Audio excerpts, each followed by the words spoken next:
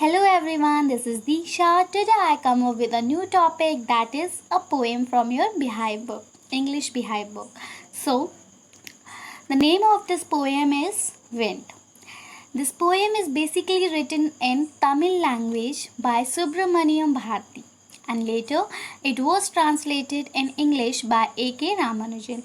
ये poem firstly Tamil language में लिखी गई थी सुब्रमण्यम भारती द्वारा और उसके बाद इस पोएम को ट्रांसलेट किया गया इंग्लिश में by A.K. Ramanujan. So firstly I'll give you the introduction of the poem. So in this poem is about the wind. ये पोएम विंड के बारे में है जिसको हमारी लाइफ की एडवर्सिटीज़ के साथ में रिलेट किया गया है. So we all know that wind is a natural phenomena. हम सबको पता है विंड एक नेचुरल फिनोमिना है. In this poem the poet talks to the wind. इस पोएम में पोएट ने विंड से टॉक की है, बातें की हैं. इस पोएम में जो विंड की पावर है उसको डिस्क्राइब किया गया है और पोएट ने कहा है कि विंड जो है वो डिस्ट्रक्टिव है. He has linked the destructive power of wind to the adversities of life. उसने जो डिस्ट्रक्टिव पावर है विंड की उसको लाइफ की एडवर्सिटी के साथ में लिंक किया है, रिलेट किया है. Adversities means the hardship faced by the people और द डिफ़िकल्टीज़. एडवर्सिटी का मतलब होता है जो प्रॉब्लम्स, जो चैलेंजेस या जो हार्डशिप्स हमारी लाइफ में आती हैं उनको एडवर्सिटी बोलते हैं. तो एडवर्सिटी के साथ में विंड को यहाँ पे लिंक किया गया है. पोएट सेज दैट, पोएट ने कहा है कि जो वीक पीपल होते हैं वो ईज़िली ब्रेक डाउन हो जाते हैं इन द एडवर्सिटी, बट जो स्ट्रॉन्ग पीपल होते हैं वो एडवर्सिटी से इमर्ज आउट हो जाते हैं. तो यहाँ पे विंड के थ्रू ये बताया गया है कि जब विंड आती है तब क्या होता है कि जो वीक थिंग्स होती हैं उनको वो अपने साथ उड़ा ले जाती है या फिर उनको स्कैटर कर देती है, स्प्रेड आउट कर देती है. बट जो स्ट्रॉन्ग थिंग्स होती हैं वो कितनी भी हार्ड विंड आ जाए उसकी वजह से अपनी जगह से हटती नहीं है. तो यहाँ पर इसी तरह से पीपल्स के बारे में क्या कहा गया है कि जो वीक पीपल्स होते हैं वो एडवर्सिटी में ब्रेक डाउन हो जाते हैं, फॉल हो जाते हैं, जबकि स्ट्रॉन्ग पीपल जो होते हैं एडवर्सिटी से इमर्ज आउट हो जाते हैं. So the poem gives an important message that we should be mentally and physically strong. हमें mentally और physically strong होना होगा, ये poem मैसेज देता है. ठीक है, ताकि हम जो एडवर्सिटीज़ हैं हमारी लाइफ की, जो हार्डशिप्स हैं उनसे ओवरकम हो सकें. ठीक है, अ वीक पर्सन, क्योंकि जो एक वीक पर्सन होता है वो एक वीक बिल्डिंग की तरह ब्रेक डाउन हो जाता है. So we must make this destructive forces our friends. हमें इन डिस्ट्रक्टिव फोर्सेस को अपना फ्रेंड बनाना होगा with our strength and determination. So this is the introduction of the poem and now let's start the poem. Wind comes softly, don't break the shutters of the windows, don't scatter the papers, don't throw down the books on the shelf. यहाँ पे क्या कहा है कि मैंने अभी आपको starting में ही बताया था कि इसमें पोएट जो है विंड से बात कर रहा है. तो वो विंड से कहता है कि विंड सॉफ्टली आया करो, बहुत आराम से आया करो. विंडोज़ के जो डोर हैं, शटर हैं, उनको तोड़ा मत करो. पेपर्स को स्कैटर मत किया करो, फैलाया मत करो, स्प्रेड मत किया करो. एंड जो शेल्फ में बुक्स रखी हुई हैं उनको गिराया मत करो. ठीक है, तो पोएट ये विंड से कह रहा है. लेकिन क्या हुआ? There look what you did, you threw them all down. लेकिन तुमने क्या किया?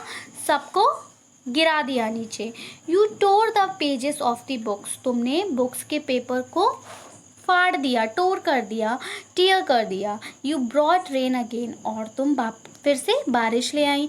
क्योंकि आप लोगों ने देखा होगा जब भी आंधी तूफान आता है उसके बाद बारिश होती है. तो उसने कहा कि तुमने क्या किया? तुमने सारे पेजेस फाड़ दिए, तुम वापस बारिश ले आई. And you are very clever at poking fun at weaklings. Poking का मीन्स है मेकिंग फन ऑफ, मीन्स किसी का मजाक बनाना या किसी को परेशान करना.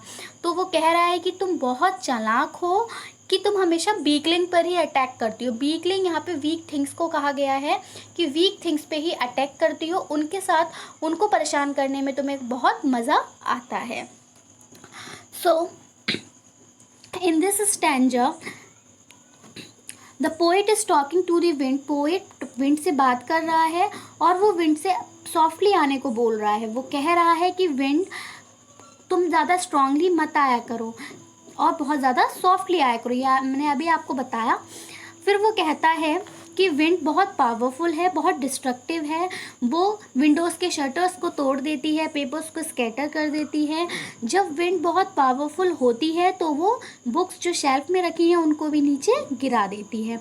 तो पोएट यहाँ पे विंड की पावर को डिस्क्राइब कर रहा है, यानी कि यहाँ पे एडवर्सिटीज़ को बता रहा है कि जो एडवर्सिटीज़ होती हैं वो हमारे चाहने या ना चाहने से नहीं आती हैं, हमारे कह देने से वो नहीं, ऐसा नहीं आएंगी। एडवर्सिटीज़ जो हार्डशिप्स है वो हमारी लाइफ में आएंगी ही, ठीक है। हम उन्हें कितना भी मना करें या कितना भी चाहें कि हमारी लाइफ में कोई प्रॉब्लम ना आए, कोई डिफ़िकल्टी ना आए, बट ऐसा नहीं होगा। जब भी कभी स्ट्रॉन्ग विंड आएगी तो क्या होगा, जो थिंग्स वीक हैं, ठीक है, जैसे कि स्मॉल प्लांट्स हो गए, वीक ट्रीज़ हो गए, ब्रांचेस, टाइनी चिल्ड्रंस, तो इनको ये सब डरेंगे, स्केयर्ड होंगे और गिरेंगे और इन्हें हर्ट भी होगा। आप लोगों ने देखा होगा जब आंधी तूफान आता है तो छोटे छोटे बच्चे जो होते हैं वो डर जाते हैं, है ना। और आप लोगों ने देखा होगा आंधी तूफान होने के बाद नेक्स्ट डे न्यूज़ आती है कि एक ट्री गिरा और उस पर, उसके नीचे कोई मैन था, वो दब गया और उसकी डेथ हो गई। तो इस तरह से यहाँ बताया गया है कि जो वीक ब्रांचेस होती है, क्योंकि जनरली अगर कोई ट्री है तो उसकी कोई ब्रांच जो वीक होती है वही फॉल होती है, या फिर जो ट्रीज़ ही वीक होते हैं वो फॉल होते हैं। तो कहा गया है कि स्ट्रॉन्ग विंड जब आती है तो वो वीक थिंग्स को अपने साथ, वीक थिंग्स मुझसे डर के गिर जाते हैं या फिर ब्रेक डाउन हो जाते हैं। Now frail crumbling houses, crumbling doors, crumbling rafters। Crumbling rafters यानी क्रम्बलिंग का मतलब है कुछ गिरना और फिर टूट जाना। तो यहाँ पे कहा गया है कि हाउसेस गिरते हैं, टूट जाते हैं, डोर्स गिरते हैं, टूट जाते हैं, और राफ्टर्स का मीनिंग है यहाँ पे बीम, जो कि रूफ़ को सपोर्ट करते हैं। किसी भी बिल्डिंग की रूफ़ को जो बीम सपोर्ट करते हैं वो बीम्स भी गिर के टूट जाते हैं। Crumbling would, crumbling bodies, crumbling lives. क्या हो रहा है, क्रम्बलिंग हाउसेस, घर जो है वो गिर रहे हैं और टूट रहे हैं। बॉडीज़ जो है, मतलब बॉडीज़ में यहाँ पे ह्यूमन्स आ गए कि इस आंधी तूफान के आने से जो ह्यूमन बॉडीज़ हैं उनको प्रॉब्लम हो रही है। As you see in the picture कि जो ये बॉय है ये कितना ज़्यादा स्केयर्ड हो गया है due to the fast blowing of the wind. Crumbling doors, जो डोर्स हैं हाउसेस के वो गिर रहे हैं, वुड गिर रही है, एंड क्रम्बलिंग लाइफ्स, और इससे लाइफ भी डिस्ट्रॉय हो रही है। So here the word crumbling is repeated so many times, it means falling or to cause something to break. So the poet is saying that wind is very powerful, strong enough because वो lead करती है हर चीज़ के, मतलब हर चीज़ का वो breakage करी जा रही है, हर चीज़ को वो ब्रेक डाउन किए जा रही है। तो यहाँ पे बताया गया है कि जो विंड है बहुत ज़्यादा पावरफुल है। सिमिलरली एडवर्सिटीज़ बहुत ज़्यादा पावरफुल होती हैं, वो हमारी लाइफ में आके सब कुछ ब्रेक डाउन करने लग जाती हैं। हाउसेस जो वीक होते हैं वो गिर जाते हैं, डोर्स जो वीक होते हैं वो गिर जाते हैं, बीम जो वीक होते हैं वो गिर जाते हैं। ये बताया गया है कि इसी तरह से जो पीपल्स वीक होते हैं वो इन एडवर्सिटीज़ को फेस नहीं कर पाते और फॉल हो जाते हैं, ब्रेक डाउन हो जाते हैं, जबकि पीपल जो स्ट्रांग होते हैं उन पे इन एडवर्सिटीज़ का या इन विंड का कोई फ़र्क नहीं पड़ता है। तो सिमिलरली कहा गया है कि जो भी चीज़ वीक होती है वो रिएक्ट करती है by falling down, okay, and breaking in the adversity. तो so the poet is saying that whenever a weak person faces any adversity, जब भी कोई वीक पर्सन कोई एडवर्सिटी को फेस करता है या अपनी लाइफ में किसी चैलेंज को फेस करता है तो वो ब्रेक डाउन हो जाता है एंड फॉल हो जाता है। Next is the wind god winnows and crushes them all.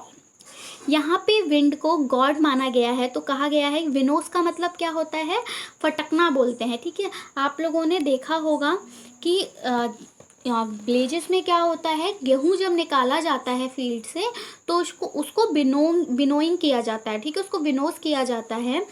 तो यहाँ पे poet is addressing to wind as the wind god, okay, and he is saying that कि जो पावरफुल गॉड है, यानी कि जो विंड है वो पावरफुल गॉड है, और वो क्या करती है, विनोज मतलब वो जो वीक पीपल होते हैं उनको स्ट्रॉन्ग पीपल से शिफ्ट करती है, सेपरेट करती है, दूर करती है।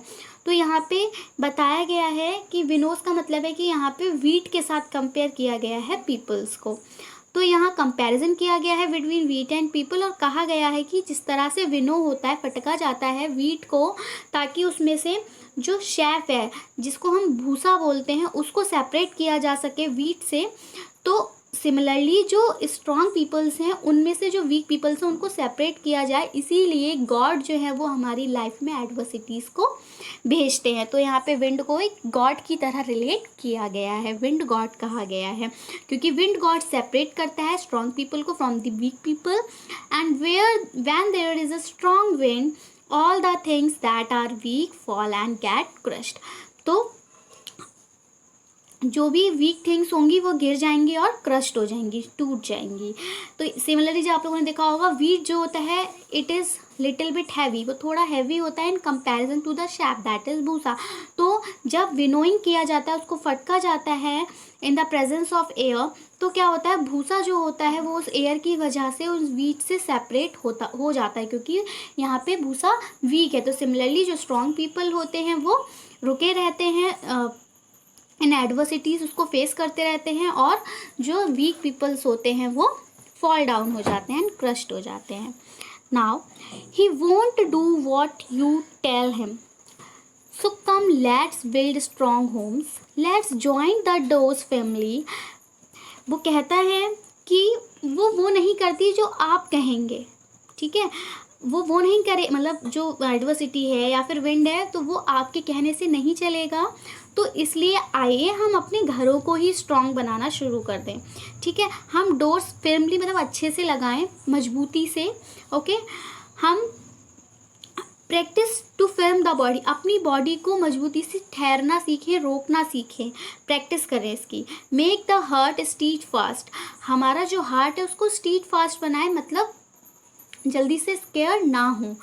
Do this and the wind will be friend with us, ये करें तो क्या होगा, विंड हमारी दोस्त बन जाएगी, फ्रेंड बन जाएगी। तो the poet here wants us to make friends with the wind, यहाँ पोएट हमें विंड का फ्रेंड बनाना चाहता है। दैट इज़ जो हम एडवर्सिटीज़ होती हैं हमारी लाइफ में उनको हमारा फ्रेंड बनाना चाहता है, कि हम उन एडवर्सिटीज़ को अपनी फ्रेंड की तरह फेस करें, क्योंकि कभी भी हमारी लाइफ में हमारा फ्रेंड अगर आता है तो हम उससे कभी डरते नहीं हैं। हम तो सिमिलरली कहा गया कि एडवर्सिटी को भी आप अपना फ्रेंड मानिए।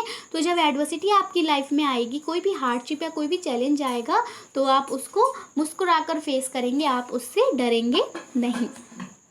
He says that the problems will not listen to us, यहाँ उसने कहा है कि प्रॉब्लम हमें नहीं सुनती हैं, दे विल कम, वो आती हैं, so we should be prepare, तो हमें इसके लिए प्रिपेयर रहना चाहिए, ठीक है।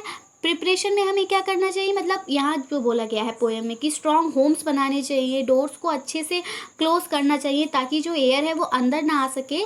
तो यहाँ पे यही कहा गया कि हमें खुद को स्ट्रॉन्ग बनाना चाहिए, ठीक है। हमारी जो हार्ट बीट है उसको हमें फर्मली रखना चाहिए कि वो एकदम से स्केयर्ड ना हो किसी चीज़ से, क्योंकि जब भी हम कुछ करते हैं एंड वी गेट स्केयर्ड, अगर हम डर जाते हैं तो वो जो वर्क होता है वो ऑटोमेटिकली ख़राब हो जाता है। लेकिन अगर हम खुद को स्ट्रॉन्ग मानते हैं और ख़ुद को फर्मली रखते हैं, मतलब फर्म करते हैं अपने आप को, तो क्या होता है, वो वर्क हम इजीली कर लेते हैं और हमें उसमें कोई प्रॉब्लम नहीं होती। तो यही कहा गया है कि खुद को स्ट्रॉन्ग कीजिए, ठीक है, तभी हम उन एडवर्सिटीज़ से ओवरकम हो पाएंगे। सो सिमिलरली उसने यही कहा है कि हमें भी अपनी बॉडी को स्ट्रॉन्ग और फर्म बनाना चाहिए ताकि हम इन चैलेंजेस को फेस कर सकें। And then once we are strong enough all the challenges will be like friend, और जब हम स्ट्रॉन्ग हो जाएंगे तो जितनी भी चैलेंजेस हमारी लाइफ में हैं वो हमें हमारे फ्रेंड की तरह लगेंगे, हमें उनसे डर नहीं लगेगा। We will not feel that they are troublesome, और हमें कभी फील नहीं होगा कि वो हमें कोई ट्रेवल कर रहे हैं, कोई प्रॉब्लम क्रिएट कर रहे हैं।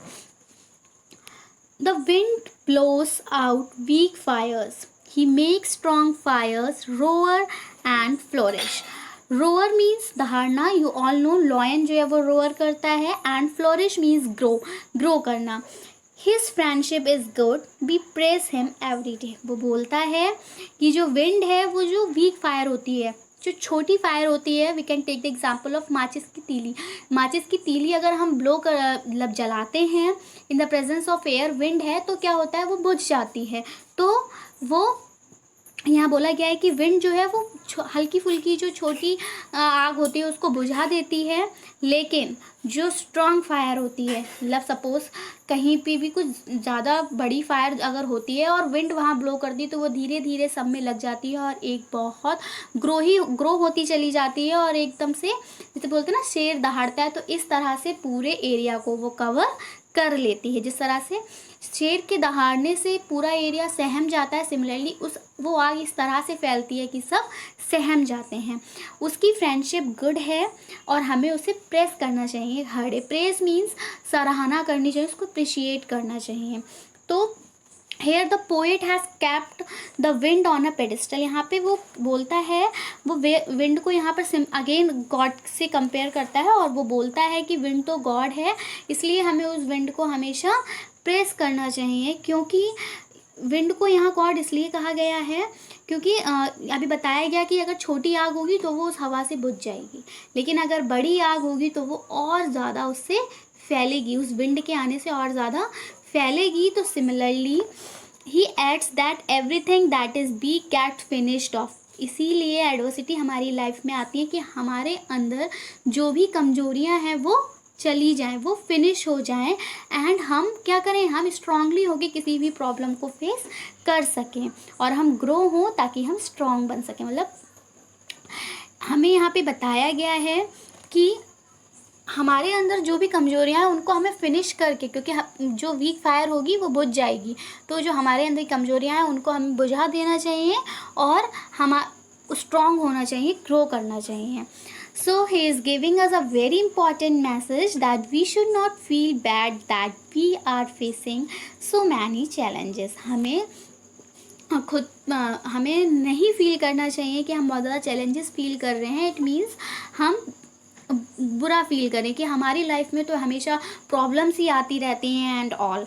सो हमें सेल्फ फिजिकली और मेंटली स्ट्रांग होना चाहिए कि हम उन प्रॉब्लम्स को फेस कर सकें।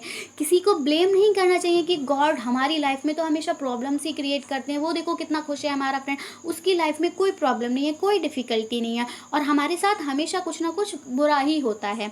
ऐसा सोचते हैं हम लोग जनरली बेसिकली, लेकिन हम ये नहीं सोचते कि हो सकता है हमारा जो फ्रेंड है उसकी लाइफ में भी प्रॉब्लम हो, लेकिन वो उसे फेस कर रहा हो बाय द स्माइलिंग, और हम उसको बैठ के बस उसके बारे में ही सोचते रहें, और उससे क्या होता है, हम ब्रेक डाउन ही होते हैं, उससे ओवरकम होने के लिए कुछ भी प्रैक्टिस नहीं करते हैं। So once we are strong enough we will overcome the challenges. As I already told you, अगर हम एक बार स्ट्रॉन्ग हो जाएंगे तो हम सारे चैलेंजेस से ओवरकम हो जाएंगे। We will become friends with them, और एडवर्सिटी हमें फ्रेंड की तरह लगेंगी। We should be happy that we had this challenges, और कभी भी हमें इन चैलेंजेस इन एडवर्सिटी से परेशान नहीं होना चाहिए, बल्कि खुश होना चाहिए, क्योंकि ये एडवर्सिटी हमारी लाइफ में आती हैं ताकि वो हमें हेल्प कर सकें और स्ट्रॉन्ग बनने में और बेटर बनने में। ठीक है, जैसे आप लोग फेल होते हैं तो आप सोचते हैं, बताइए हमने इतनी मेहनत की all the year round and हम फेल हो गए, तो हमारी लाइफ में ये एडवर्सिटी आई, गॉड आपने ऐसा क्यों किया, हमें फेल क्यों कर दिया। लेकिन हमें ऐसा नहीं सोचना चाहिए, हमें एक पॉजिटिव वे में सोचना चाहिए कि हमने जो पूरा ऑल द ईयर राउंड पढ़ा उसको हम अगेन पढ़ेंगे, तो इससे क्या होगा, हम और ज़्यादा स्ट्रॉन्ग हो जाएंगे उस चीज़ पे। आप सिमिलरली आप 9th क्लास में अगेन अगर पढ़ते हैं, देन व्हाट हैपेंड कि आपने जितने भी टॉपिक्स यहाँ पढ़े होंगे एक साल में, उसको आप दोबारा पढ़ रहे हैं, तो वो टॉपिक्स और ज़्यादा क्लियर हो जाएंगे आपके माइंड में, and they will not gate erased bye anyone, और फिर वो कभी भी इरेज नहीं होंगे। तो इसीलिए जो चैलेंजेस हैं वो हमारी लाइफ में हमें स्ट्रॉन्ग बनाने के लिए आते हैं और बेटर बनाने के लिए आते हैं। So I hope that you understand about the adversities and the wind. मतलब आप समझ गए होंगे कि इस पोएम को किस तरह से रिलेट किया गया है विंड को एडवर्सिटी के साथ, कि विंड आती है और वो उन्हीं चीज़ों को बहा के अपने साथ लेके जा पाती है जो वीक होते हैं, और जो स्ट्रांग होते हैं वो विंड के जाने के बाद भी वैसे ही रहते हैं। सिमिलरली एडवर्सिटी हमारी लाइफ में आए तो हमें स्ट्रांग होना चाहिए, हम स्ट्रांग होंगे तो हम उसको फेस करके ओवरकम कर लेंगे उससे, और हमें उसको फेस करने में कोई प्रॉब्लम नहीं होगी। हम सारे चैलेंजेस को एक्सेप्ट कर सकते हैं and we will become more stronger and better. So I hope that you really enjoy it and you find it more interesting. So that's it from my side.